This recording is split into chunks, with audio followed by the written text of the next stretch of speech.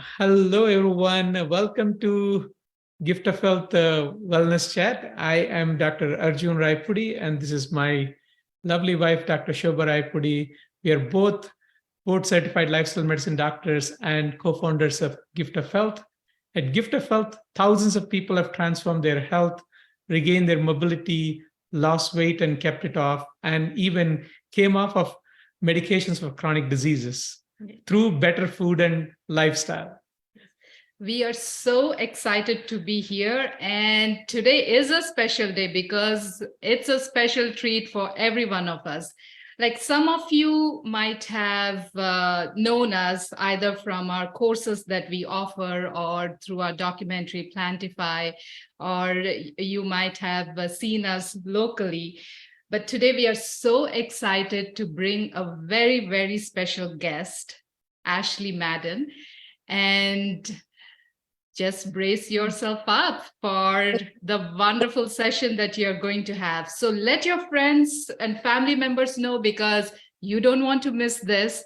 And there are so many things that actually you're going to see in this session.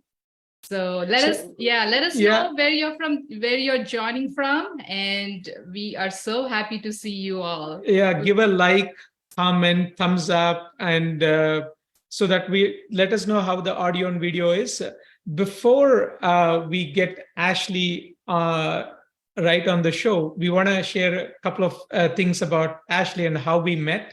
Ashley is a rock star. Right? she's a pharmacist and holistic nutritionist. She early in her career, she had MS, and she has transformed her health and wellness through a better food and lifestyle. She put her MS under remission, and she not only transformed her health, she has turned her wellness journey into a passion of helping others. Now she is taking her passion for cooking and making healthy food. She has written 2 books, and she's going to be sharing us her most upcoming book. We'll know about these plant-based delicious and plant-based cookbook in a So this is her first cookbook, a plant-based cookbook. This is the first one that she wrote, and this is the new upcoming book, Plant-Based Delicious, and we are so excited to have the copies. Thank you, Ashley, for sending us the new book, the new copy. We are so excited to see that. So what I love about, I know when Ashley wrote her first book, the plant-based cookbook, I really love, like quoting Ashley's words. She said, I had to be sick to know the significance of health. And I had to question my lifestyle, whether I'm leading a healthy lifestyle while eating this. And during that, she made changes, even though she was a pharmacist, where like her job was to treat people with medicines. And here she used food as medicine.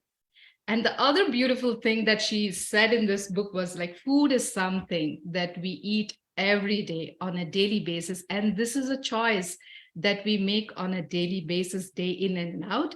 And this is such an important choice because this really changes our life. And today, like as professionals, as doctors, we help people raise the awareness between diet and lifestyle and diseases, because in our practice, 80% of the diseases that we see are due to the food and lifestyle choices. So today we are very excited because you're really going to see a beautiful example, like how food is medicine, and how Ashley was able to turn her diagnosis, like she was diagnosed when she was 23, and how she was able to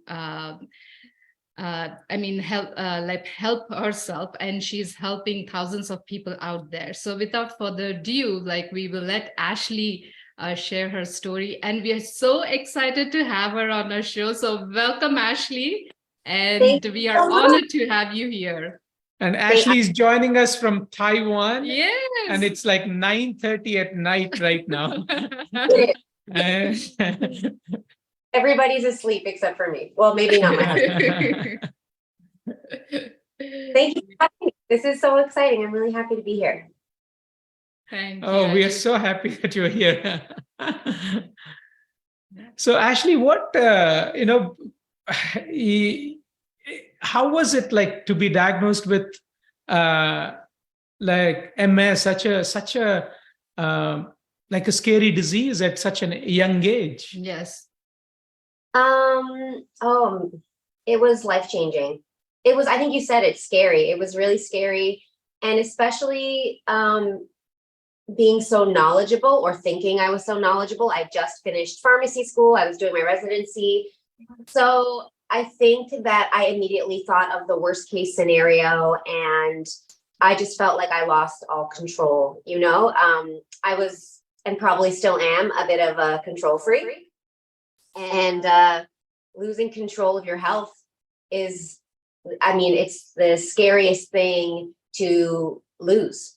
So it took me some time to accept it. When I was first diagnosed, I love telling people this because my neurologists at the time, and as you said, I'm in Taiwan. I've also lived in the Netherlands and other parts of Canada and the US.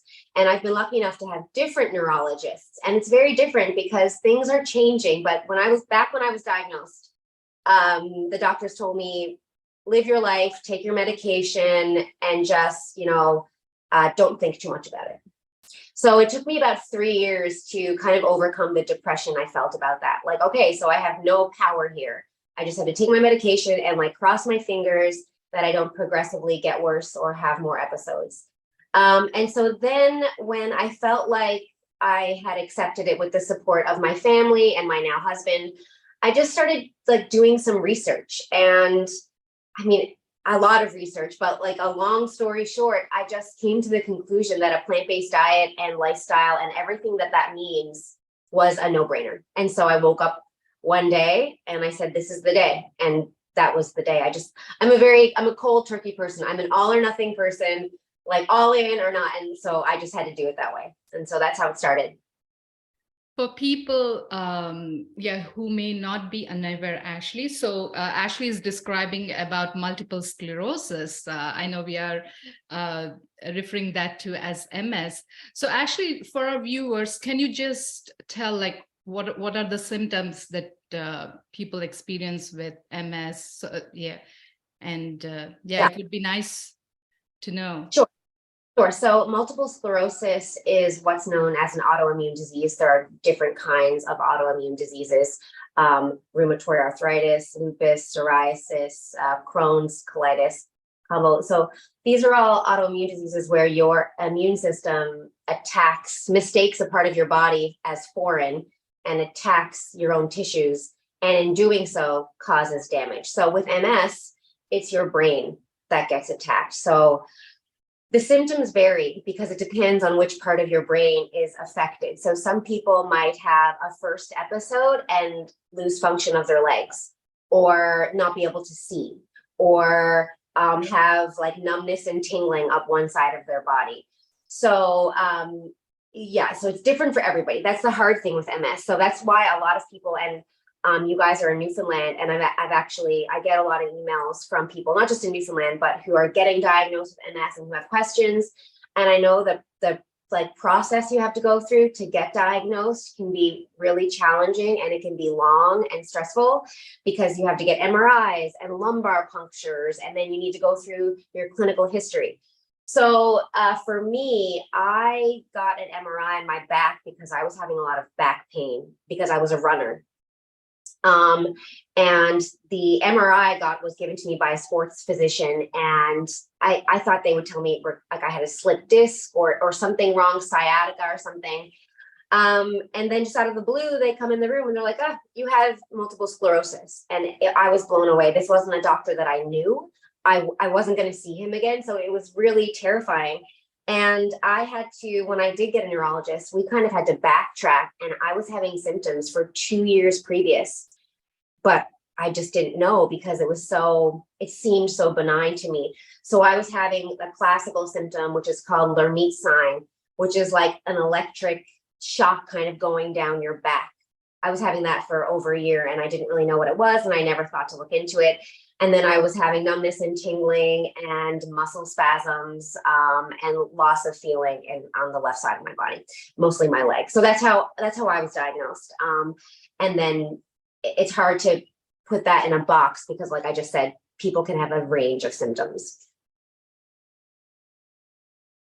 Thanks for sharing that, Ashley. So you went on this wellness journey, right? You transformed your health and then you took it to the next level. Can you tell us about that?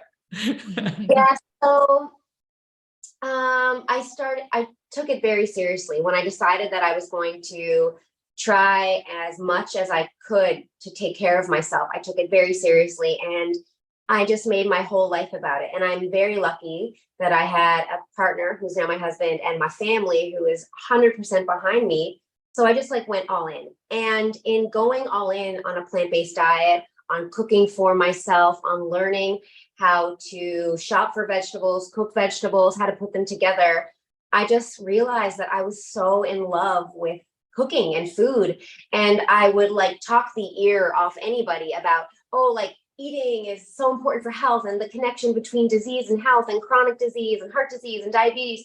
And it just became so obvious to me that it was something that was more than just a hobby or something that was part of like my life outside of work, because I was still working as a pharmacist. And I just knew that I wanted to take it to the next level. So I went part-time as a pharmacist. I studied holistic nutrition. And that was a really good fit for me because at the same time, I was learning how to manage stress, meditate, just different lifestyle factors as well, mind, body, soul, health, which I know you talk about and teach to millions of people, thousands of people, maybe millions of people. I don't know, hopefully. And then on the way to millions. then I just decided that I wanted to go to culinary school. So I moved to New York and went to culinary school to become a chef. And so I just kind of used that combination of pharmacist, nutrition, chef, patient to teach other people how to cook for themselves and make it really delicious without feeling like you have any sacrifice. And it's not hard and it's not intimidating. And in the process, I wrote 2 cookbooks. Amazing. And in the process, you also gave birth, you got married and you gave birth to a son and who is 20-month old. And I was just like, I was just shaking my head. I mean, how is this girl, like, this superwoman, like she's like, going through pregnancy, having a toddler, and still you are amazing. So yes, and also living in a different country away from like your close family and all, just it's amazing. Like you are very driven. Yes. That's it. Yeah. So we were so inspired. I was like, yeah, even though going through the parenthood, like you were able to write not 1, but 2 cookbooks. And we were like, wow, amazing. I can't take too much credit for that. I feel like writing the second book was like a survival thing for me because I was pregnant during the pandemic and I'm in Taiwan, which is very close to where the original outbreak was. So when I was pregnant, there was a period where I didn't leave my house for 11 weeks. And so I felt like working on a cookbook was how I maintained my sanity. Wow. Talk about channeling all the whatever is happening in life, the hardships, into something that is productive. You should write a blog or essay about that. But also, I think when I spoke with you guys 3 years ago, which sounds like so long, about my first book, the plant-based cookbook, I think I mentioned this, it took a long time for me to find a publisher that was interested in my idea because they were like, everybody cooks with oil. Why would you write a book without cooking without oil? So it took a long time. And I think that the success of that book kind of surprised them, but it also energized me to be like, okay, I need to do more of this because people want it, even if they're not 100% plant-based, it doesn't matter. just learning the skills of cooking different types of food in different ways. So that was in my head too, because my first book had come out that year, and I was like, I have enough, like, I'm really lit up by this, and I want to start again. And then the pandemic happened, and then I got pregnant. And then, like I said, I felt like I needed to have a project to keep going. I finished, and then George, who's my son, was a newborn when I finished up the book. So in another way, the newborn phase, going from zero children to one child, is insane. I was just talking to my friend about this. It was such a shocking transition to me that I also felt like I needed a project during that time to keep me safe. So it worked out, but thank you so much. And it was such a joy to write the second one, Plant-Based Delicious. I'm so proud of it. Excellent. Yeah. So can you tell us and our viewers, by the way, we have people joining from all over the world, like different Yes. parts of US and Canada, even other countries as well. So guys, if you guys have any direct questions to Ashley, type it in the comments. And we are loving the comments. Like Sheena is joining from Clarenville, Marie's joining from Mount Pearl, Lee Jones, she's saying that as someone with MS, Ashley brought humor and creativity into cooking and nutrition part of the Overcoming MS program. Her last cookbook is so good and doable. I can't wait for the next one to arrive. Thanks for keeping it real and grounded. Loretta is joining us from Marystown. She's saying powerful and inspirational. Angie is joining from BC. She's saying, hi, I'm so excited. And she's listening to this while she's camping. So you have people joining from Rochester, New York. So Loretta is asking, what are the names of her cookbooks? One is the plant-based cookbook. So this is the first one. And Ashley is bringing out this recent cookbook. Yeah, so this is not out yet. We got a special copy, so you'll be ordering this both. Yeah, and then we'll be letting you know in the comments. Yeah, good. So if you have any questions, feel free to type it in the comments, and we will bring it up here. So Ashley, what made you write the second cookbook? Like plant-based cookbook itself was really amazing. Like, you put so much work into it. Now the plant-based delicious, like what made you go for the second project? I think two big things. One was the feedback from the first book and people's favorite recipes. I felt like I had been approached by other publishers to write like a raw vegan book, and things that were really, really focused on like everything green and salads and juices. And what I felt like real people wanted were foods and meals that were that healthy, but that were also like family meals, comfort food, things you want to share with people, things you can bring to a potluck, like pancakes, cheesecake, just things that were really delicious. And so, because I was keeping note of all of the emails I got about different recipes, and I was like, there's something in common. They all have something in common here. And the second thing, and I mean this truly, is that I was pregnant when I wrote all these recipes. And so I also really wanted delicious foods. And because the pandemic was going on, we used food as like entertainment, as comfort. And so it really became this like full experience for me. And I love all the recipes, and we've made them so many times. And there isn't even a salad chapter in this book. Like, it's all about casseroles, pasta, desserts. There's one of my favorite chapters in the book is called The Gourmet at Home, because even though I love super easy 20-minute recipes, and there's a bunch in the book. There's one pot meals, there's sheet pan meals, like I'm going to show you tonight or this morning. But I felt, and I had mentioned this to my following as well, that like plant-based was kind of being painted as like not culinary enough, or not artistic, or not beautiful, or something that you wouldn't serve guests. And I have dinner parties all the time, and I serve people all the time, and it's always 100% plant-based, and I never compromise how I eat. When people come over, they eat what we eat. And I just wanted a chapter to show people that like plant-based food can be beautiful and have gorgeous presentation, and will make people go like, ooh and ah. And so I love that chapter so much. So it's just about, and it sounds so obvious, it's about delicious food. It's about food that satisfies, is beautiful, is tasty, is really flavorful, but is still super healthy, full of these like antioxidant rich whole foods, lots of cruciferous vegetables in this book, a lot of broccoli, cabbage, kale, cauliflower, like we're going to do here. And I just felt so passionate about the recipes. I was just like, everybody can cook like this and you won't feel like you're missing out on anything. So that's where it came from. Yeah, you said it so well, Ashley, because when you look, like, food is about comfort, family, Yeah. culture, how we manage stress, what do we do with that every day, and like how we want to comfort ourselves. So that is what food is. And even when we think, okay, I need to eat healthy, people are afraid, oh my God, do I have to like eat bland food, or maybe as if healthy food and taste doesn't go hand in hand. That's so my editor, we had a different title. There's a different title already decided for the book before Plant-Based Delicious.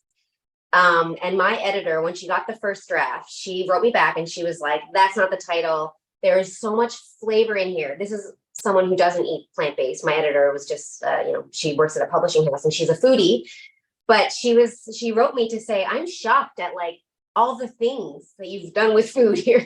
She was like, it's so flavorful. And that's how we got to Plant-Based Delicious, because I was like, I just mean it. It's really delicious food. It's not like a gimmicky title. It's super delicious meals for your family and for entertaining. Amazing. Yeah.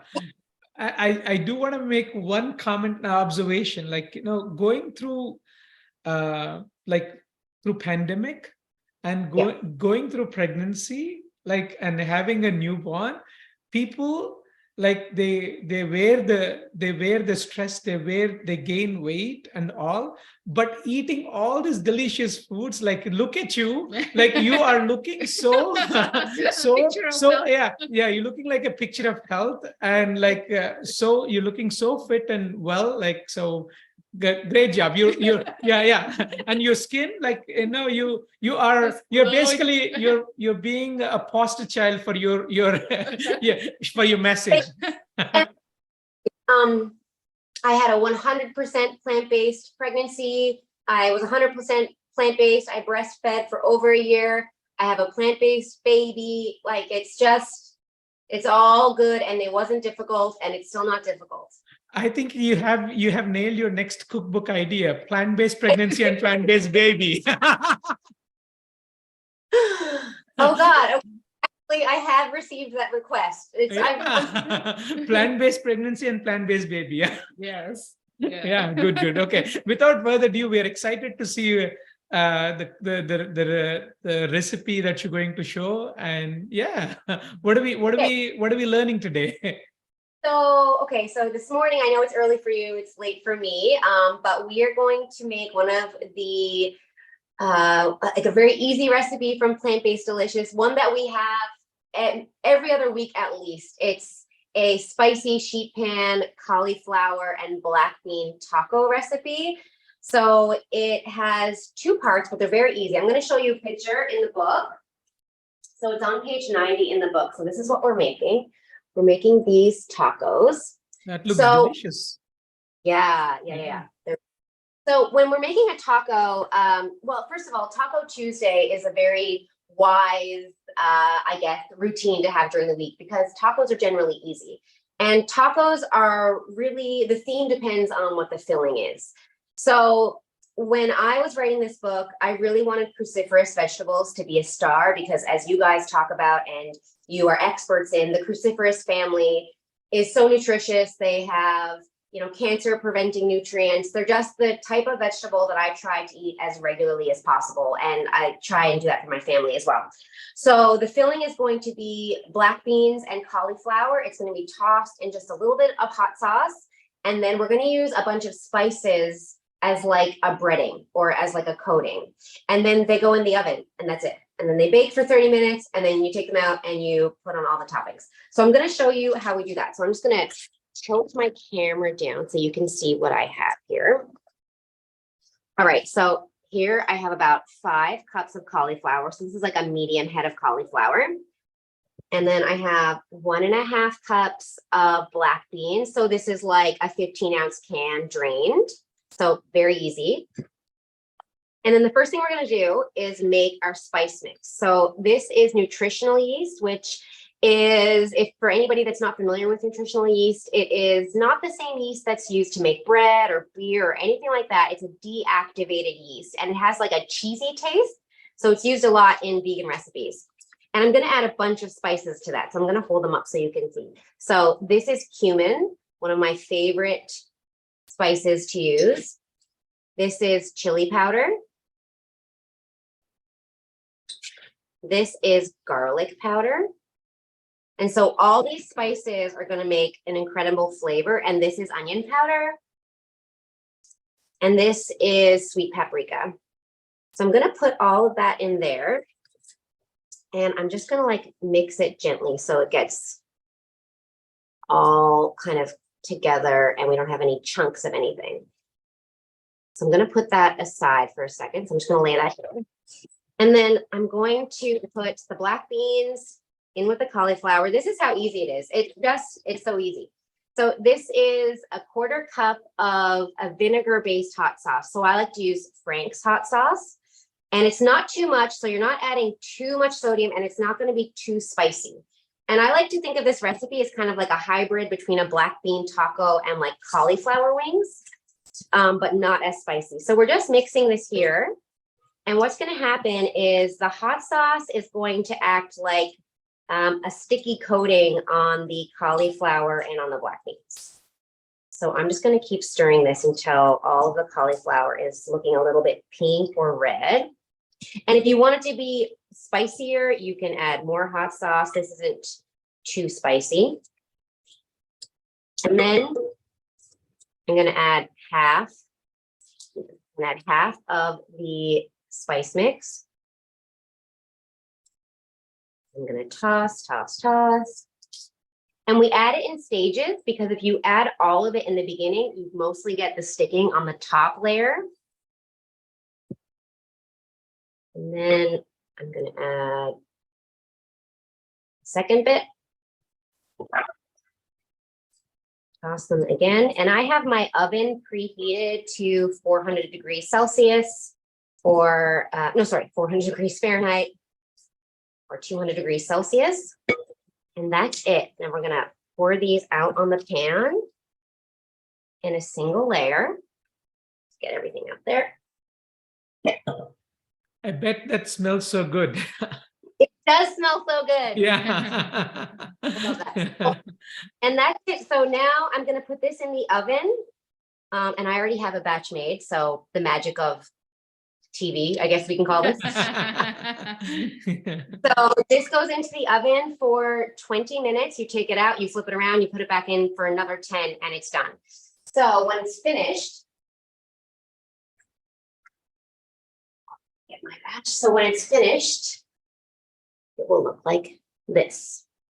So this is a cooked version. I can't say that some hasn't been eaten already. My husband came home and started eating it, and I was like, no, this is the finished product.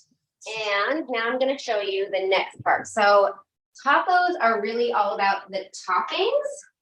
So I've showed you, I'm going to show you my favorite toppings here. So I have really thinly sliced red onion, super healthy. I have jalapenos if you like more spice. Again, adding more cruciferous vegetables. I have white cabbage, one of my favorite ingredients. So cheap, so readily available, especially if you're on the East Coast of North America, and super, super healthy. And I have a salt-free salsa and a cashew sour cream. And so this recipe is also in the book.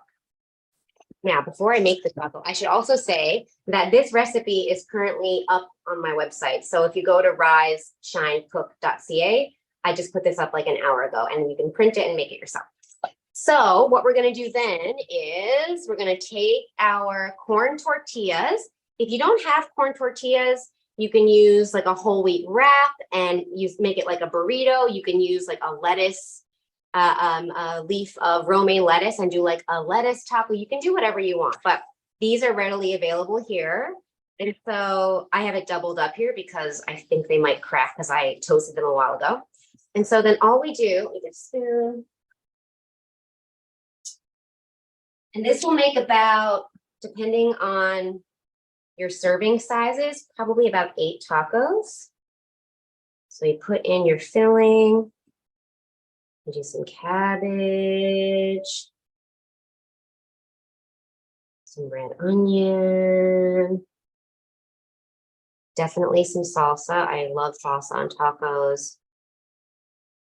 And we're going to do some sour cream. And I noticed in one of the recipes you shared from my book, and thank you so much, that someone asked about using something else besides cashews. You can also make this cashew sour cream recipe with the same amount of sunflower seeds.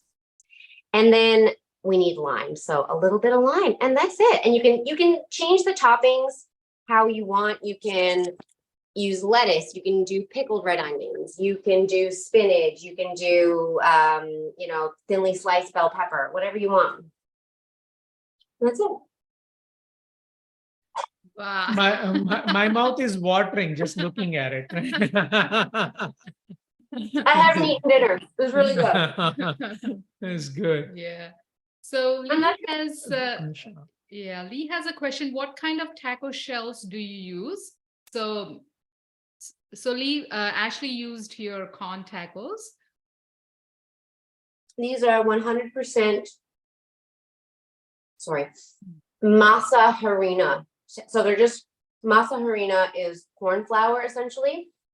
So when you buy them, the ingredients are just masa harina, water, and salt. That's it. Sometimes they're in the frozen section of organic parts of the grocery store. But they're also, maybe I'll share this link with you. Before I found them here, I made them myself with the same ingredients at home. You buy corn flour, like masa harina flour, which you can get at all the grocery stores now, water and a bit of salt, and you make a dough and you squish them and then you make them on the pan. I know we're not talking about that right now, but if you can't find them, you can also use like a sprouted wrap or a whole wheat wrap. You could cut your wrap smaller and do like half circle tacos. So you could use different things. Excellent. Good, good. And we have a question from Paula. Okay. Can the person who doesn't like a lot of spices or hot food convert to plant-based? It seems many are heavy on a lot of spices. That's a good question. I'm not sure if she means spices as in things with heat, but I'll answer it both ways. So yeah. No, you can omit the red pepper flakes or the cayenne pepper in almost any recipe. And actually with these tacos, you can also reduce the hot sauce and use fresh lime juice instead or aquafaba. So aquafaba is the juice in a can of chickpeas, and it's got this unique combination of protein and carbohydrates, and it coats the same, and it'll help the spices stick. But if we're not talking about like spicy spices, there's two things. So spices are really healthy. They have loads of antioxidants, and they also help things have more taste without adding sodium. But if you don't like too much taste, if you want less taste, if you want to use less spices, I would just say cut them all in half in all of the recipes, or just try and omit them. If you like things that are more plain, you don't need to add the spices. Yes. Yeah, I just want to like I know, like here in Newfoundland, the only spice we know is either salt, ketchup, pepper. So that's it, and we don't want to go beyond that. So people are like, oh, can I just have without spices? So yeah, so most of the time I find like when people are referring to spicy, they're referring to the hotness of the food. So you can, so I feel like you can tone it down, the hotness of the food, but definitely. Yeah, but the flavor, all these spices that you're using bring so much flavor, right? Yeah, because some people are even afraid of using cumin or like, cumin and all that. Nothing spicy. And I have to say too that when I was making these recipes, you're doing testing until the book kind of goes out the door, to be totally honest. I fed my son when he started eating. He's 20 months old now. So I've been feeding him a lot of this stuff pureed or like chopped up small. And if anything has red pepper flakes in it or cayenne or anything, I just took it out. So you can always do that. Excellent. Yeah. So Yeah. there is another question here. Sharon is saying the salt-free salsa looks amazing. Do you make this yourself from scratch, or did you? I did not. I bought this salsa in a jar. It's sugar-free and salt-free. That's excellent. Don't know the Yeah. brand name. I think it's a European brand name, but I know for a fact you can get the same in Canada. Loblaws, I think, has like a whole host of different kinds of salsas. Excellent. Good, good. So there's another question. Paula is asking, what are some of your favorite recipes that your non-plant-based eating friends love? Oh my God, I love that. From this book, I wonder? Yes. Sure. Oh my God. So that's also something I do very early is I start feeding the recipes to people who aren't vegan, who aren't plant-based. That's when you'll really find it. Like if they're like, oh, this is good. I'm like, okay, definite keeper. There is a mac and cheese in here that's made with cauliflower. That I have served lots of people without telling them that the sauce is made with cauliflower. So that's one. There is also a cookie sandwich in this book that I had like mom friends over, new moms I've met in Taipei who I don't really know me that well. And I made these. And one of the moms asked me if I could make her a batch and she'd pay me for them. So that was like, okay, these are good. So this is probably one. I would say, oh, and this is from the gourmet chapter. This is a cauliflower steak. So I made this for a bunch of people and they thought it was just outrageous. Yeah, so they're just like three at the top of my head, but I feel like I could probably keep going. Amazing, Ashley. So, I mean, for beginners who might be picking up your cookbook, which recipe would you recommend they start with? And what tips do you have for them to succeed in the kitchen? I think that, okay, I'm going to answer the second question first. I think that to succeed in the kitchen, you take it one recipe at a time. You will learn about all of the different, like maybe you're hearing me talk and you're like, what's nutritional yeast? Like, where do I get chili powder? If you just take every new ingredient and learn it recipe by recipe, it's much more digestible versus picking up a cookbook. If you've never cooked plant-based and skimming through it and been like, oh, I don't know what that is. I don't know what that is. I don't know what that is. Just pick one recipe, figure out what you need at the grocery store and work through it that way. And then after you've tried, I want to say like 10 recipes, most of the time you've covered all your bases already. There's not that many new things. A lot of them are repeated. It just seems like a lot when you first start. And I'm speaking from experience as well. You know, I am the type of person who would look through an entire cookbook and write down everything I didn't know and go to the grocery store and spend like so much money and then not really understand what I was doing with them. So that's the first thing. And then also to have the right equipment. And by that, I just mean like a cutting board and a knife and your hands, and just start with that. That's really what I think. From this book, I think it's a great idea to start with soups. I say that to anybody. When I used to do nutritional consulting and people wanted to start eating healthier, eating more vegetables or beans, I always think that soups are the best place to start because they're familiar. It's easy to put different kinds of vegetables in there or different beans or grains without it being too intimidating, and they're easy to make. There's also a 3-grain slow cooker porridge in the book that I make all the time for George and me. That's somewhere where I would start. And then also there's like really easy pasta recipes in there as well, like the cauliflower one I just told you about. Start with something that's familiar to you. If you read something and you're like, I don't know what that title means, then just pass it. Don't start with that one today. Start with something that sounds familiar. If there's like a spaghetti, you're like, I know what spaghetti is. I'll start with spaghetti. I think those are probably my top tips. That's amazing, Ashley, because I know sometimes if you're looking at the ingredients in the cookbook and if you think, I don't know that, for example, your 3-grain porridge, like it has amaranth, buckwheat oats, steel cut oats.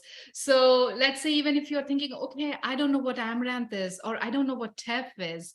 So in this day and age, one good thing is you can order anything from Amazon. So you can just go to I live Amazon. in Taiwan. I order, there's a lot of things I can't find here. I order online, and you can Google, like, or communities like Gift of Health, you know, you go there, you post on your Facebook page, you're like, what is amaranth? Where do I get it?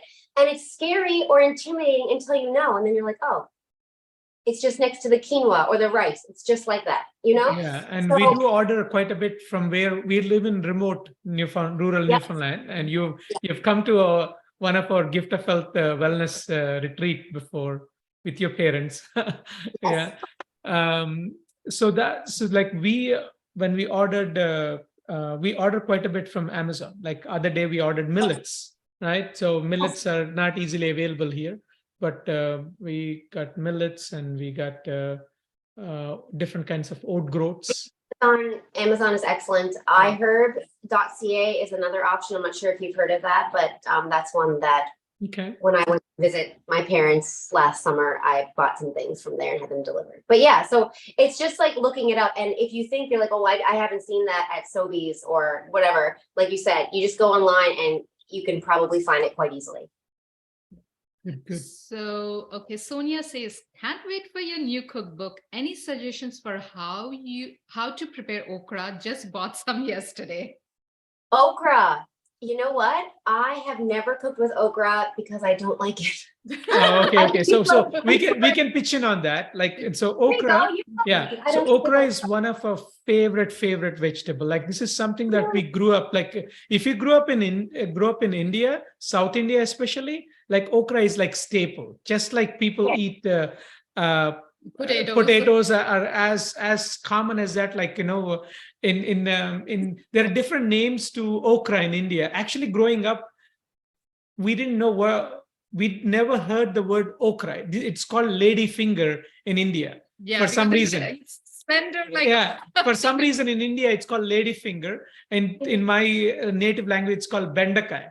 So there are many ways to cook. Like you want to tell about the yeah. So like okra is like has a nice flavor. Like you can make it crispy. Like you can just like you're putting potatoes in the oven, or like you're making them crispy just like that. But usually in India, they deep fry it in oil to make that crispy, just like we deep fry potatoes. Yeah.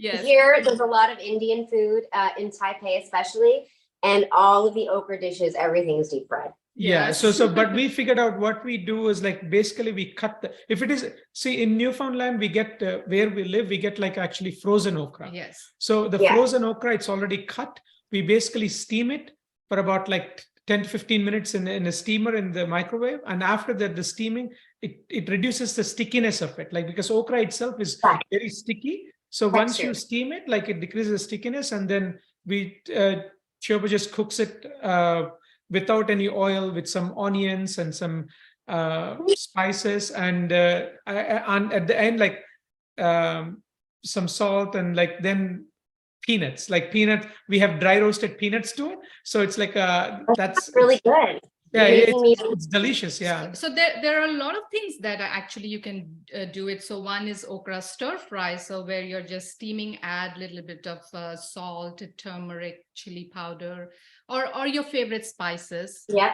And that is one thing. You can also do stuffed okra. So like you could just stuff it with a nice filling, just you did with cauliflower. You can use onions and add spices to it and stuff the okra with that. And then again, you can put it in the air fryer. So again, like you get nice stuffed okra. So there are a lot of, and you can add them in soups, you can add them in stews. So there are, so technically, yeah. If you don't like okra, to begin, I don't like really okra and snow peas. I know people love snow peas. But those are the only two things. So I have to reconsider. Good. So we'll move on. Yeah. Paula is asking, how quickly did you see a difference in your MS when you switched to plant-based? That is a good question. I feel like within about, I'm going to say within about 3 to 6 months. And I'm not going to say if it was just MS, but I felt very different. I used to have eczema that went away. I used to have migraines that went away. I slept better. I had more energy. My weight stabilized like dramatically. And I've been about the same weight ever since. And I know this sounds like a far ways out, but I remember about 4 years after going 100% plant-based thinking, I haven't had a single symptom. Like I haven't had any symptoms in a long time. And when I did, they weren't at all like they were in the beginning. And that has stayed the same. So when I get asked that question, because it comes up quite often, I want to say that changing how I ate and lived really, I feel like had a dramatic impact at about like the 4-year mark. But I felt better the whole time. But I just feel like, your cells regenerate every 7 years. I just felt like at around the 4 or 5 year mark, I felt like I had reached a different level of like, I didn't feel sick anymore. Do you know what I mean? I didn't feel like I have this, but I didn't feel it anymore. Amazing. Yeah. It's just amazing how you have taken your health so seriously. Thank you. And it's quite inspiring. Like, we hear these stories again and again in the Gift of Health community. You do. Amazing. Yeah, it's still so rewarding and like, heartwarming to see you taking responsibility. And now just look at you, like you have set such an inspiring start for your son. Like the best gift that you could give for a young baby is to set their food on the right path. And you're doing I know. amazing. I think about how he'll grow up knowing what things are that I only learned about when I was like 25. Things like the foods that I wasn't exposed to, but things were different back then too. But the word is spreading.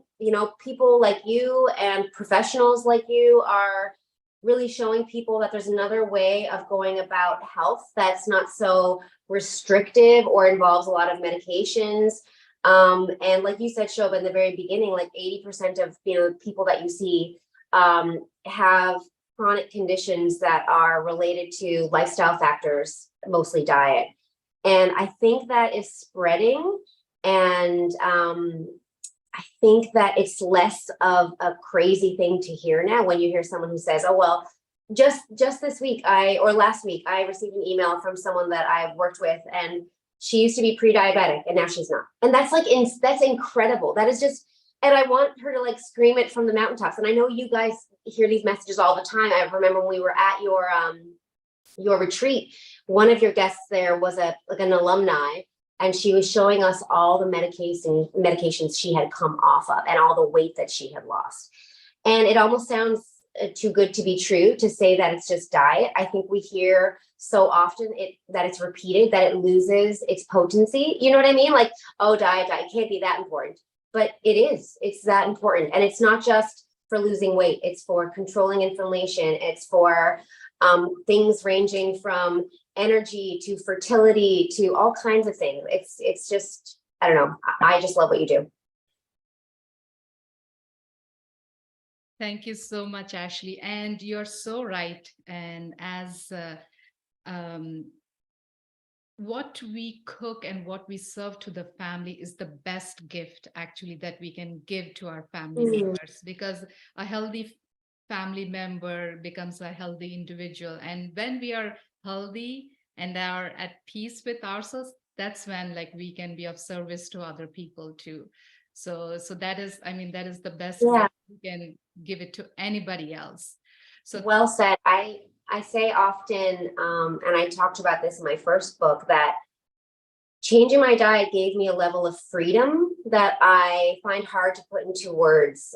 It just feels so right. And it's the best thing I've ever done in so many ways. Like, it's helped me heal in ways that extend far beyond my health. It just, everything, it's almost like peaceful. It's just a very peaceful way. And I used to stress so much about food and how much of this I was eating and if that was good or if that was bad. And it's like all of that terminology is gone. And I know that calories and macronutrients are important for people, but I don't count any of that. I don't measure anything. I just eat what I want when I'm hungry. And my family is the same. And it's just been, I don't know, it's been an amazing thing to watch other people do, because most people that do change how they eat significantly will say the same thing. Yes. Excellent. Yeah. So Lee is saying, thank you for taking the intimidation out of cooking part and have had a huge impact on my living well with MS. Oh, Yeah. And that's she's so saying kind. Thank you so much. helping bring more joy into her following the OMS program. Oh, Yeah. thank you. That's everything. That's like the most rewarding thing, is when you hear that it just helps someone. Mhm. Yes. Excellent. Yeah. So now we would like to know how people can order Yeah. your new cookbook. I am. And when is the release date? When is it Yes. coming? And how they So can order it? June 13th. I'm so glad you got your copy. I was worried that it wouldn't reach you in rural Newfoundland. I'm so glad. So June 13th is the release date, but I don't know how it's happening, but I know that some people have received it already. So I don't know what's happening, but until June 13th, it's in what's called pre-order phase. And if you pre-order the book and you go to my website, so riseshinecook.ca, I have a cookbook page. And if you upload your receipt, so you can just you can take a screenshot of your purchase. If you upload it, you get a free e-cookbook, which has additional recipes that were in the book, but had to be cut at the end because I went over my word count. When you start writing a book, you agree to a word count in the beginning, and then at the end, things have to be shifted. So it's just recipes that were in the book that I just put into an ebook. So you get that if you purchase before June 13th. And you can buy it anywhere: Amazon, Chapters, Barnes and Noble. It's indie stores. It's available everywhere books are sold. Yeah. Excellent. So guys, in the chat, you have the link to pre-order the book, so that you can go ahead and pre-order. And what a wonderful gift. So if you're pre-ordering, you're getting a free ebook with more recipes. So and if you can't figure it out, I've had many people who write me and they're like, I don't know how to upload it's fine. Just email me and I'll send you the e-cookbook. It's totally fine. Yes. Honor Judy is saying that my pre-order is in the mail now. Excellent. Congratulations, Judy. Selena is asking, can a 8-month-old baby be strictly plant-based? And Yes. yeah. I mean, we can talk about it as a professionals. Yes, babies can be plant-based, and but would you like to share your experience? How is George doing? He's 20 months, you said? Yeah, he's a year and 8 months right now.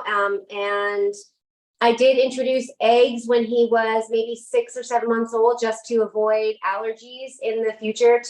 They do suggest that, but outside of that, he's always been plant-based. And so there are some things that you have to be not even concerned about, just like aware of. For example, if you have a plant-based baby, you have to give them B12 supplements. They have to get vitamin D supplements like every other baby who's breastfed. And when I still give George vitamin D, even though I don't breastfeed anymore. And I just make sure that he is getting a range of foods. There's protein. A lot of people are very worried about protein. There's protein in everything. We have hummus, we have tofu, we have soy milk, we have, and soy milk is fortified with B12 and calcium and vitamin D. So we use that. What else was I going to say just then? The one thing that I also do, that I do suggest that other moms who have plant-based babies do, especially for the first, year and a half, is I did iron fortified baby cereal in the morning. And that's it. And he's at the 75th percentile for height, weight. He has a huge head. So it's never been a concern. Even I'm super educated in this area. And even when I knew I was going to do this, I was like, okay, I've got to really research and figure out exactly what I have to do. And I was really surprised to find out that it's pediatric associations around the world totally condone veganism for children.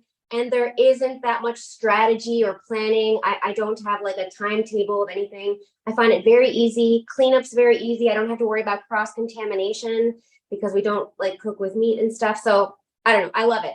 If there comes a point when he wants something that's not vegan, and I remember you talking about this about your son when I had first met you, I will let him try whatever he wants and go on his path. But so far, so good. Excellent. Yeah, and our son is he'll be 19 in 2 months. He's muscular, and he's Yeah. like he's doing one handstands, and he's doing like, yeah. So and he's plant-based. Like, Yeah. the last time he had any meat was almost like 10 years ago. Yeah. So Yeah, there's no, it can be done. It's not a risk. You're not, if someone makes you feel like, oh, well, where is he getting this? Where is he getting that? Everywhere. It's almost like you're not exposing him to a lot of other things. And I know it's really sensitive when you're a parent deciding what to do with your child. So everybody's decision is right for them. But if anybody is considering doing that and is comfortable with that for their child, know that, yeah, it can be done easily and safely, and it's recommended by a lot of different healthcare authorities, and I love it. Yeah. excellent. Yes. And I was just about to say about Shakti. I think that is the best thing we did for him, because now he's in his university and he's like, Mama, I don't like the food. I mean, that is outside. It is too oily. It is too greasy. So he's making his own food. So he developed those skills. Being able to cook. That's the gift of showing him how to cook. Yes. Yeah, he's in first year university, going to medical school, which is very intense, right? But he prepares his meals. Yes. So I love it's, that. That's amazing. That is one. That is success. Yeah, good. Well, Ashley, thank you so much for joining us. People, you have your links. Order the books right now and get the free e-gift. We are so excited to try these recipes, and it's just, this book is like literally filled with all the wonderful recipes. Like, and it's so beautiful as well. It's very, so, yeah. you can see So all the there's a picture pictures. for everybody. My passion, also second passion, is photography. So I did all the photography in there, and that was really fun as well. And there's a picture for every recipe, so you know what you're trying to create. Yes. Good. Yes. Excellent. And even the first cookbook, I know, like, if you guys have not ordered the first cookbook, even this is a wonderful book, the plant-based cookbook. So you can order this as well, and the new cookbook that is coming up. So thank you so much. This was wonderful. Bye-bye, everyone. We'll see you in the next wellness chat. yes, and Bye-bye. thank you so much.